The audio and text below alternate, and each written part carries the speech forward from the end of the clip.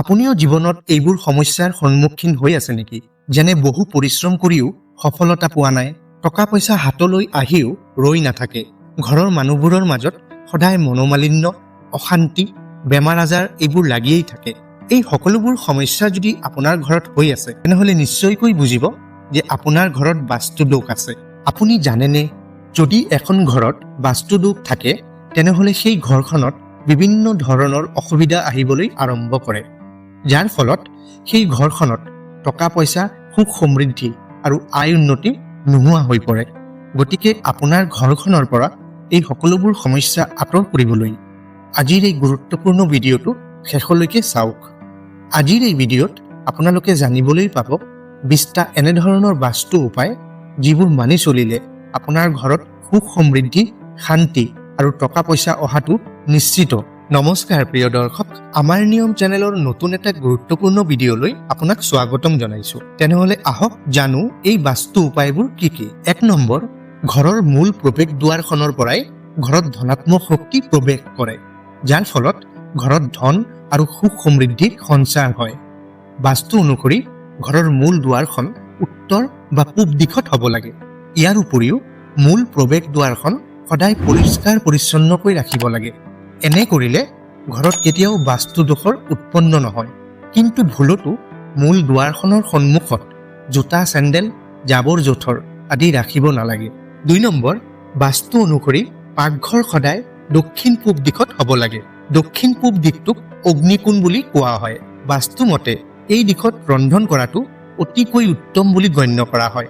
এই দিশত থকা ৰন্ধন ঘৰে পৰিয়ালৰ স্বাস্থ্য, পুষ্টি আৰু সুখ সমৃদ্ধিত সহায় কৰে। 3 নম্বৰ, পূজা ঘৰ সদায় পূব বা উত্তৰ পূব দিশত ৰখাটো উচিত। এই দিশটোত পূজাৰ স্থান ৰাখিলে গৃহস্থৰ মানসিক শান্তি বৃদ্ধি পায় আৰু ঘৰত ধনাত্মক শক্তি বজাই থাকে। 4 নম্বৰ, ঘৰৰ পৰা বাস্তু দোষ নিবাৰণৰ বাবে পূব বা উত্তৰ পূব দিশত তুলসী গছ ৰোপণ কৰক।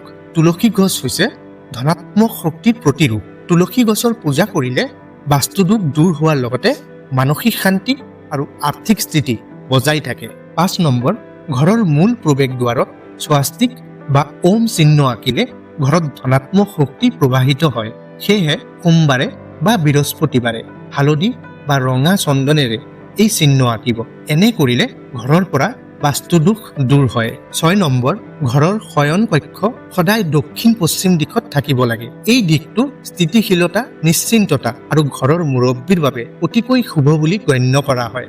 7 নম্বৰ, আইনা সদায় ঘৰৰ উত্তৰ বা পূব দিশত ৰখাটো উচিত। কিন্তু আইনা কেতিয়াও বিচনাৰ সন্মুখত, মূল দুৱাৰৰ সন্মুখত আৰু দেৱ দেৱীৰ মূৰ্তিৰ সন্মুখত ৰখাটো উচিত নহয়। এনে কৰিলে ঘৰত বাস্তু দোষৰ উৎপন্ন হয়। 8 নম্বৰ, টিভি আৰু ঘৰত থকা যিকোনো ইলেক্ট্ৰনিক বস্তু সদায় দক্ষিণ পশ্চিম বা পশ্চিম দিশত ৰখাটো উচিত। ইয়াৰ বাহিৰে যদি এই বস্তুবোৰ ঘৰৰ আন দিশত ৰখা হয়, তেনেহ'লে ঘৰৰ মানুহবোৰৰ মনোযোগ বিচলিত হয় আৰু মানসিক অশান্তি বাঢ়ে। 9 নম্বৰ, ঘৰত পানীৰ স্থান বা পানীৰ টেংক সদায় উত্তৰ পূব কোণত থাকিব লাগে। এই দিশত পানীৰ স্থান থাকিলে ঘৰত ধন সম্পদ আৰু সুখ শান্তি আহে। কিন্তু এই পানীৰ স্থান যদি ভুল দিশত হয়, তেনেহ'লে ইয়াৰ বিপৰীত হোৱা দেখা যায়। 10 নম্বৰ, ঘৰত মৰা গছ বা শুকান গছ থাকিব নালাগে। ঘৰত যদি মৰা গছ, শুকান গছ আৰু কৃত্ৰিম গছ ৰাখে, তেনেহ'লে ই বাস্তু দোষ উৎপন্ন কৰে। এই গছবোৰে ঘৰত ঋণাত্মক শক্তি আকৰ্ষণ কৰে আৰু উন্নতিৰ পথ বন্ধ কৰে। 11 নম্বৰ, ঘড়ী সদায় ঘৰৰ উত্তৰ দিশত ৰাখিব লাগে। এই দিশত ঘড়ী ৰাখিলে সময় সদায় আপোনাৰ অনুকূল থাকিব। কিন্তু মনত ৰাখিব, বন্ধ ঘড়ী কেতিয়াও ঘৰত নাৰাখিব। এনে কৰিলে ই আপোনাৰ জীৱনত বেয়া সময় কঢ়িয়াই আনিব। 12 নম্বৰ, ঘৰত কেতিয়াও যুদ্ধ আৰু হিংসাত্মক, কান্দোন, দুখ দুৰ্দশা এনে যিকোনো ধৰণৰ ছবি ৰাখিব নালাগে। বিশেষকৈ ঘৰৰ শোৱনি কোঠাত এই ধৰণৰ ছবি ৰাখিলে বাস্তু দোষৰ সৃষ্টি হয়। 13 নম্বৰ, ল'ৰা ছোৱালীৰ পঢ়াৰ টেবুল পূব দিশত ৰাখিব লাগে। এনে কৰিলে তেওঁলোকৰ মনোযোগ আৰু স্মৃতি শক্তি বাঢ়ে, লগতে তেওঁলোকে জীৱনত সফলতা লাভ কৰে। 14 নম্বৰ, ভঙা আইনা, ভঙা ঘড়ী, যিকোনো ধৰণৰ অচল ইলেক্ট্ৰনিক বস্তু ঘৰত কেতিয়াও ৰাখিব নালাগে। এই বস্তুবোৰে ঘৰত বাস্তু দোষ উৎপন্ন কৰে। 15 নম্বৰ, ঘৰত যিকোনো ভগৱানৰ ফটো বা মূৰ্তি 2টা বা তাতকৈ অধিক নাৰাখিব। এইটো বাস্তুমতে অনুচিত। সদায় একেটা দেৱতাৰ এটা মাত্ৰ ফটো বা মূৰ্তি ৰখা উচিত। 16 নম্বৰ, বাস্তু অনুসাৰে ঘৰত বাথৰুম বা টয়লেট পশ্চিম বা দক্ষিণ দিশত থাকিব লাগে। ইয়াৰ বাহিৰে বেলেগ দিশত থাকিলে ই বাস্তুদোষৰ সৃষ্টি কৰে। মনত ৰাখিব, বাথৰুম বা টয়লেট সদায় বন্ধ ৰাখিব।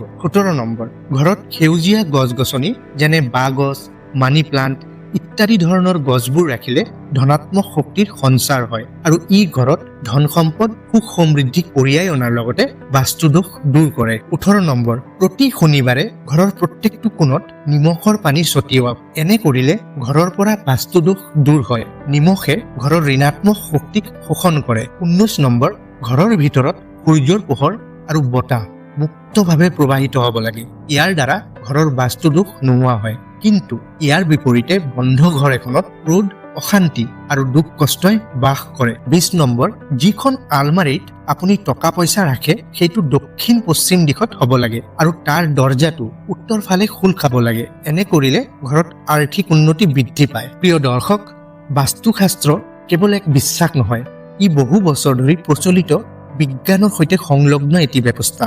জীৱনৰ প্ৰতিটো দিশ, ধন সম্পত্তি, স্বাস্থ্য, সম্পৰ্ক, শান্তি এইবোৰৰ আঁৰত বাস্তুশাস্ত্ৰৰ ধনাত্মক শক্তিৰ ভূমিকা অশেষ। গতিকে এই 20টা উপায় যদি আপুনি মনোযোগেৰে পালন কৰে তেন্তে আপোনাৰ ঘৰত সুখ সমৃদ্ধি আৰু মানসিক শান্তি নিশ্চয়তে আহিব। আপোনাৰ ঘৰত এই উপায়বোৰৰ পৰা কোনবোৰ ইতিমধ্যে ব্যৱহাৰ হৈছে আৰু কোনবোৰ আপোনাৰ বাবে নতুন কমেণ্টত জনাব আৰু ভিডিঅ'টো ভাল লাগিলে লাইক কৰিব, শ্বেয়াৰ কৰিব। লগতে আমাৰ নিয়ম চেনেলত যদি নতুনকৈ আহিছে চেনেলটো এতিয়াই ছাবস্ক্ৰাইব কৰি কাষত থকা ঘণ্টাটো বজাই অল নটিফিকেশ্যনটো দবাই দিব। নতুন এক গুৰুত্বপূৰ্ণ ভিডিঅ'ৰ সৈতে পুনৰ লগ পাম। ধন্যবাদ।